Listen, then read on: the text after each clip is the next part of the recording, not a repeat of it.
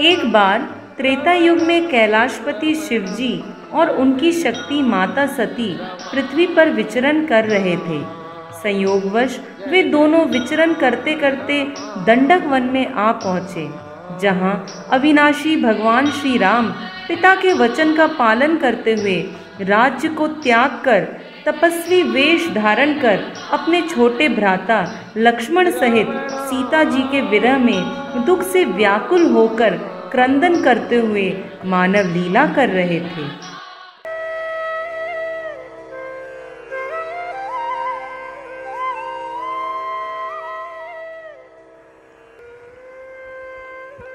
हे गुणों की खान जानकी, हाँ रूपशील व्रत और नियमों में पवित्र सीते, तुम कहाँ हो? तुम कहाँ हो? हे खगमृग, हे मधुकर श्रेणी, तू देखी सीता मृगनैनी। हे पक्षियों, हे पशुओं, हे भंवरों की पंक्तियों, तुमने कहीं मृगनैनी सीता को देखा है? सीते, तुम्हारे बिना राम कैसे जीवित रहेगा? भैया भैया, संभालिए अपने आप को, हम सीता माता को अवश्य खोज लेंगे, आप चिंतित ना होइए भैया। हाँ सीते, हाँ सीते, हे मृगनयनी, तुम कहाँ हो? सीते, सीते। माँ सीते, माँ सीते, कहाँ हो आप? शंकर जी ने अपने प्रभु की इस मानव लीला को जब देखा तो वे आनंद में विभोर होकर उनको बार बार दंडवत प्रणाम करने लगे और उनकी लीला में कोई विघ्न न हो इसलिए वे दूर से ही उनको नमन कर अपने भाग्य की सराहना करने लगे। आहा, मेरे प्रभु अपने नित्य धाम से पृथ्वी लोक पर आकर कैसी सुंदर अपूर्व मानव लीला कर रहे हैं।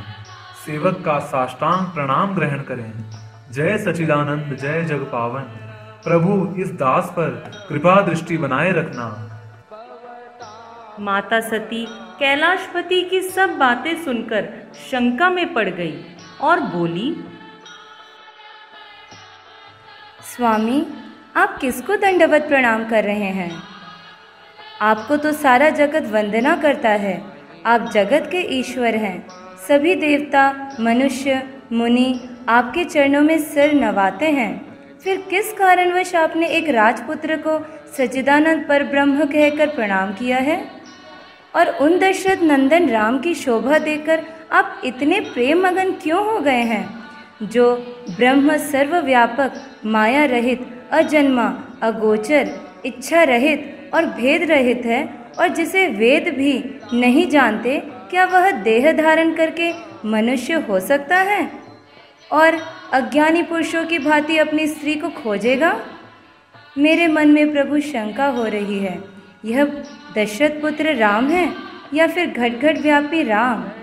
आप जो दिन रात आदर पूर्वक राम राम जपा करते हैं, ये राम वही दशरथ नंदन राम है या अजन्मा, निर्गुण और अगोचर कोई और राम है?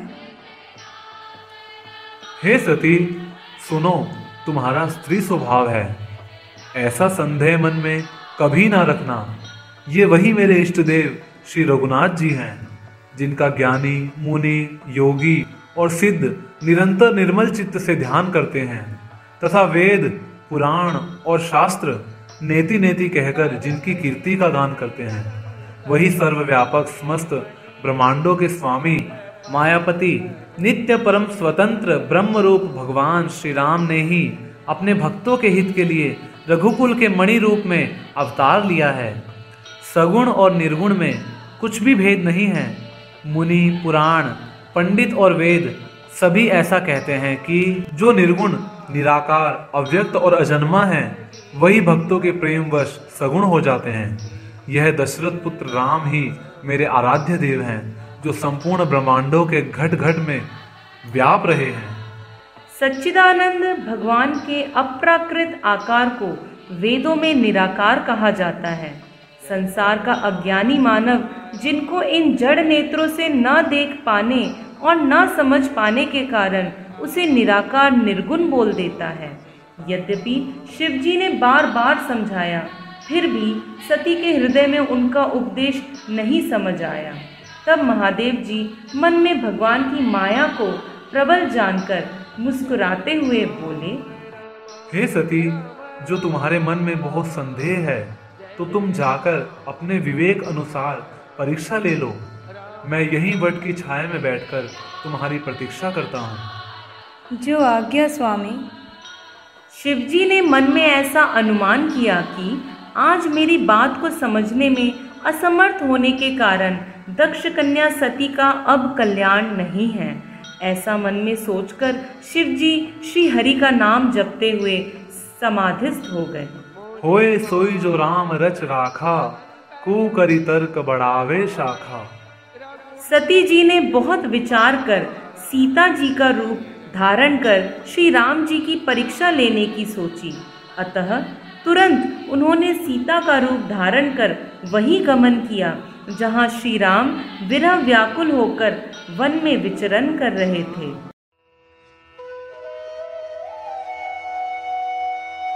सीते, सीते, माँ सीते, माँ सीते, कहाँ हो आप?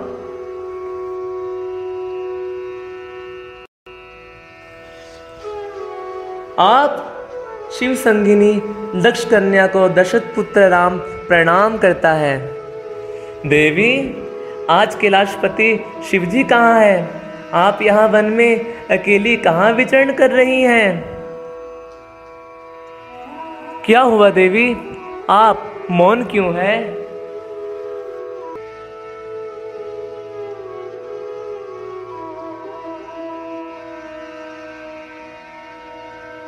यह सुनते ही सती घबरा गई और अपने वास्तविक रूप में आकर अत्यंत लज्जित होकर वहां से चली गई।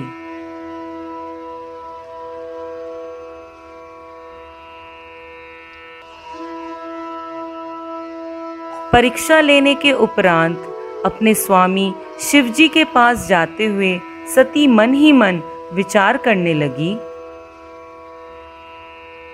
यह मुझसे कैसा अपराध हो गया। मैंने शंकर जी का कहना ना मानकर भगवान श्री राम पर शंका की। अब जाकर मैं स्वामी को क्या उत्तर दूंगी। प्रणाम प्रभु। सती, तुम आ गई। कहो, तुमने किस प्रकार राम जी की परीक्षा ली? सारी बात सच सच कहना। हे स्वामिन, मैंने कोई परीक्षा नहीं ली, केवल मात्र प्रणाम ही किया। आपने जो कहा वह असत्य कैसे हो सकता है। मेरे मन में अब यह पूर्ण विश्वास हो गया है कि दशरथ पुत्र राम ही सच्चिदानंद परब्रह्म घटघट व्यापी राम हैं।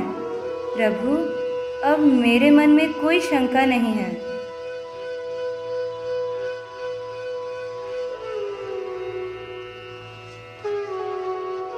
तब शिव जी ने ध्यान लगाया और सती ने किस प्रकार परीक्षा ली थी वह ये सब जान गए। शिव जी मन में विचार करने लगे, हे प्रभु श्री राम, यह सती ने क्या किया? माता सीता का रूप धारण करने से अब मैं इसे अपनी अर्धांगिनी के रूप में धारण कैसे कर सकता हूँ? सती से अब प्रीति करने से मेरा भक्ति मार्ग लुप्त हो जाएगा। प्रभु, आपकी माया बड़ी प्रबल है, जिसने सती के मुख से भी झूठ कहला दिया। हरि की इच्छा शक्ति ही प्रबल है। सती के इस देह से मेरा अब मिलन संभव नहीं हो सकता। यह मेरी प्रतिज्ञा है और यही मेरा अटल संकल्प है। ऐसा मन में विचार कर शिव जी ने अखंड समाधि लगा ली। शिव जी का अटल संकल्प व प्रतिज्ञा सुन तभी आकाशवाणी हुई।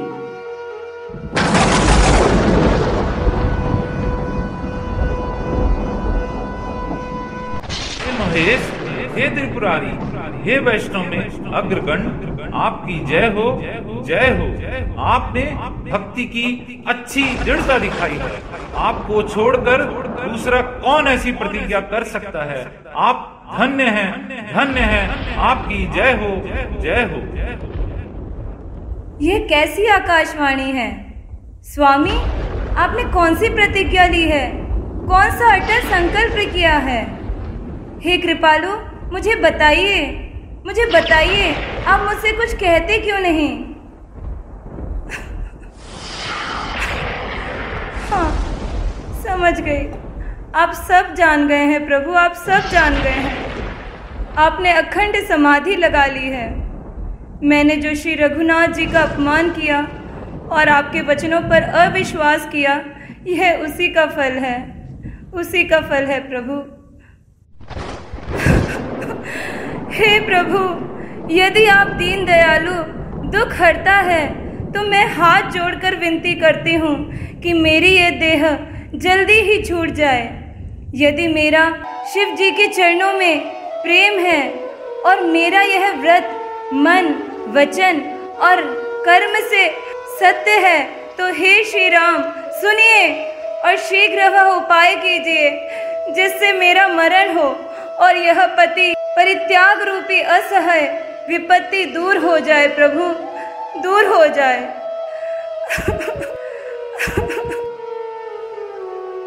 शिव जी के त्याग से और उनकी अखंड समाधि से दक्ष सुता सती जी को अत्यंत दुख हुआ। वे अहरनिश उस पल की प्रतीक्षा करने लगी जिसको निमित्त बनाकर वह अपना शरीर त्याग कर सके। यहाँ एक प्रश्न यह भी आता है कि शिव शक्ति और परम वैष्णवी होने पर भी उनसे यह अपराध कैसे हो गया? उत्तर यह है कि सती जी को कभी मोह नहीं व्यापा था। वे तो केवल उन जीवों की ओर से प्रश्न कर रही थी जो भगवान को स्त्री विरह में व्याकुल देख उनमें मनुष्य बुद्धि कर बैठते हैं और यह कहते हैं कि दशरथ पुत्र राम और घट घट व्यापी राम अलग अलग है, जिनका कभी कोई संयोग वियोग नहीं है, जिनका चरित्र बड़ा ही विचित्र है। उन्हें तो वे ही जान सकते हैं जिन्हें प्रभु जनाना चाहे। जो मंद बुद्धि हैं वे तो मोहवश होकर उन्हें साधारण मनुष्य ही समझ बैठते हैं। 87,000 वर्ष बीत जाने पर शिव जी ने समाधि खोली और राम नाम का स्मरण करने लगे। उसी समय दक्ष ने प्रजापति बनने के अभिमान में एक बहुत बड़े यज्ञ का अनुष्ठान किया। महादेव को छोड़ सभी देवी देवताओं को निमंत्रण भेजा गया। सभी देवतागण अपने अपने सुसज्जित विमानों में बैठकर दक्ष प्रजापति के यज्ञ की ओर जाने लगे। सुना है दक्ष को ब्रह्मा जी ने प्रजापति घोषित कर दिया है। हाँ, तभी तो उन्होंने इतने बड़े यज्ञ का अनुष्ठान किया है। अरे आज तक ऐसा अनुष्ठान न कभी हुआ है न होगा। ब्रह्मांड के सभी देवी देवता, गंधर्व, किन्नर उस यज्ञ में निमंत्रित हैं। हाँ, मैं भी उसी यज्ञ में सम्मिलित होने जा रहा हूँ। हाँ, चलो जल्दी चलो। उनके इस कोलाहल को सुन माता सती का मन भी पिता दक्ष के घर जाने के लिए व्याकुल हो उठा। वह अपने स्वामी भोलेनाथ के पास जाकर विनती करने लगी। नाथ, मेरे पिता के घर बहुत बड़ा उत्सव है। यदि आपकी आज्ञा हो तो मैं उसे देख आऊं। तुम्हारा वहां जाना उचित नहीं होगा सती। उन्होंने हमें यज्ञ में सम्मिलित होने का कोई न्योता नहीं भेजा है। हे भवानी, जो तुम बिना बुलाए जाओगी तो ना शील स्नेह ही रहेगा और ना मान मर्यादा ही रहेगी। किंतु स्वामी, मित्र, पिता और गुरु के घर तो बिना निमंत्रण के भी जाया जा सकता है। तुम यह ठीक कह रही हो, परंतु अगर इनमें से अगर कोई विरोध मानता हो तो उसके घर जाने से कल्याण नहीं होता। तुम्हारे पिता मुझसे विरोध मानते हैं और मुझे अपमानित करने के उद्देश्य से ही उन्होंने इस यज्ञ का अनुष्ठान किया है और इसलिए हमें निमंत्रित नहीं किया गया है। नहीं नाथ, ऐसा नहीं है। आप तो सबके हितकारी हैं। भला आपसे कोई क्यों विरोध करेगा? वे अवश्य हमें निमंत्रण करना भूल गए होंगे। और पिता के घर जाने में अकल्याण कैसा? कृपया मुझे जाने की अनुमति प्रदान कीजिए प्रभु। तुम हट करती हो तो ठीक है, जाओ, किंतु तुम्हारा बिना बुलाए जाना मुझे उचित सा प्रतीत नहीं हो रहा। आप चिंता ना करें स्वामी, प्रणाम।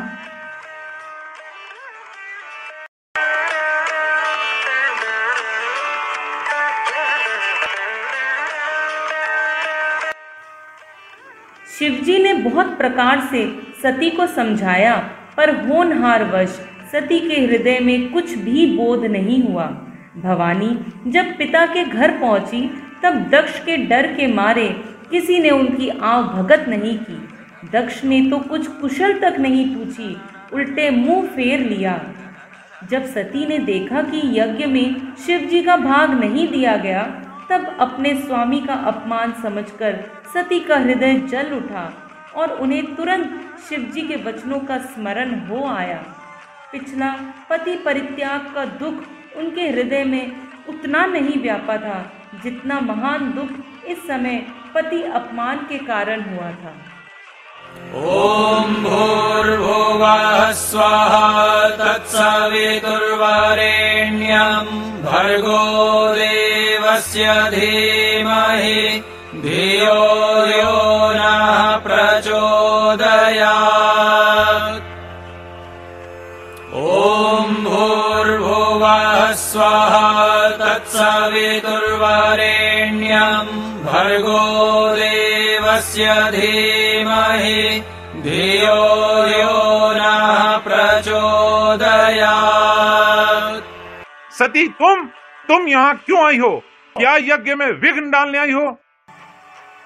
सती जी को बड़ा क्रोध आया और वे हठ पूर्वक अपने दक्ष की सभा में डांट कर बोली, देवादिदेव शिव शंकर को निमंत्रण ना कर आपने पहले ही यज्ञ में बहुत बड़ा विघ्न डाल दिया है पिताश्री। हमने जानते हुए तुम्हें और तुम्हारे भूतनाथ पति को आमंत्रित नहीं किया था ताकि वह अपवित्र इस यज्ञ अनुष्ठान की पवित्रता भंग ना कर पाए। आपका यह साहस कैसे हुआ उन्हें अपवित्र कहने का और उन्हें यज्ञ का भाग ना देने का? मेरे स्वामी तो देवों के भी देव महादेव हैं और समस्त मंगलों की राशि है, फिर आप उनको कैसे अपमान कर सकते हैं? इसलिए क्योंकि तुम्हारा पति महादेव कहलाने योग्य ही नहीं है। वो अकुलीन अमंगलकारी वेदों से भ्रष्ट है। भूत पिशाचों का स्वामी शमशान निवासी उस भूतनाथ से हमने तुम्हारा विवाह ब्रह्मा जी के दबाव में आने से किया था, जिसका हमें बहुत पछतावा है। हे विधाता, आपने मुझे ऐसे पिता की पुत्री क्यों बनाया जो परम वैष्णव अग्रगण्य शिव जी की स्तुति करने की जगह उनकी निंदा करता हो। जिस शिव ने ब्रह्मा जी की सभा में मेरा अपमान किया था, उसी शिव से अपने अपमान का प्रतिशोध लेने के लिए मैंने इस महायज्ञ का आयोजन किया है। वो भूतनाथ शमशान में पड़े रहने वाला अघोरी नंग धड़ंग अवधूत महाकपटी लंपट अहंकारी। नहीं नहीं नहीं, बस कीजिए दक्ष प्रजापति, बस कीजिए। मैं अब और कभी निंदा नहीं सुन सकती।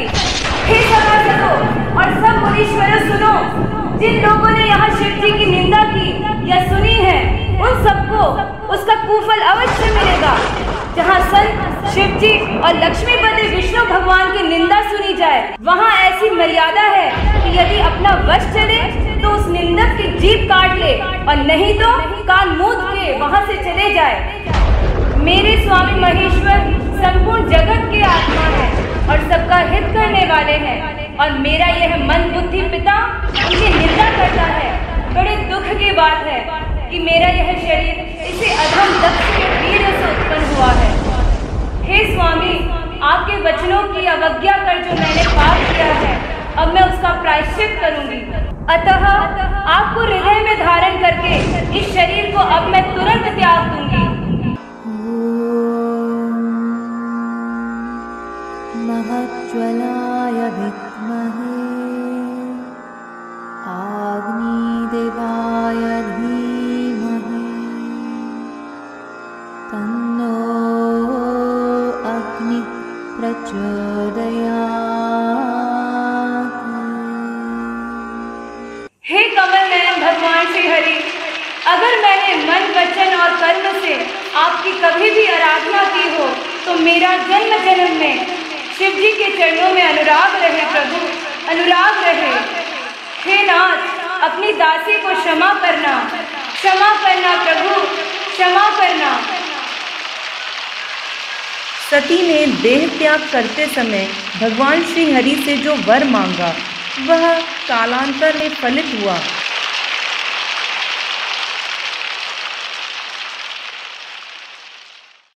और वह हिमाचल के घर राजा हिमवान और रानी मैना की पुत्री पार्वती के रूप में जन्मी। वहाँ नारद जी के उपदेशानुसार भगवान शिव को पति रूप में पाने के लिए उन्होंने घोर तपस्या की और उन्हें अंततः पति रूप में वरण किया।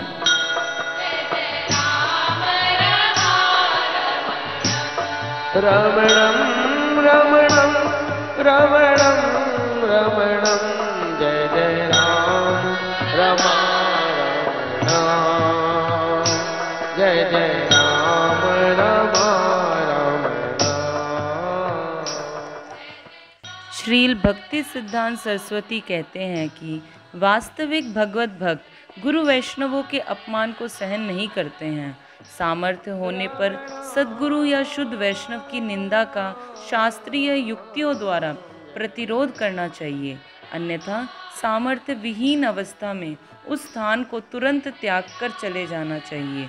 निंदा करने वालों की जिह्वा अगर शुद्ध नहीं कर पाओ तो अपने प्राणों को त्यागना ही उचित है। सती के इस आदर्श से यही विशेष शिक्षा ग्रहणीय है।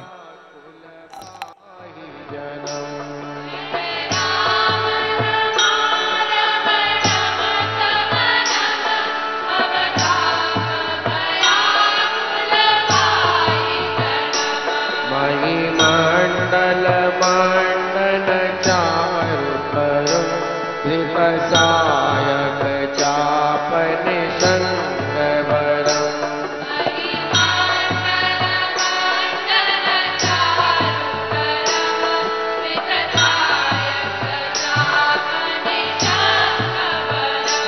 जय जय राम सीताराम जय जय राम सीताराम जय जय राम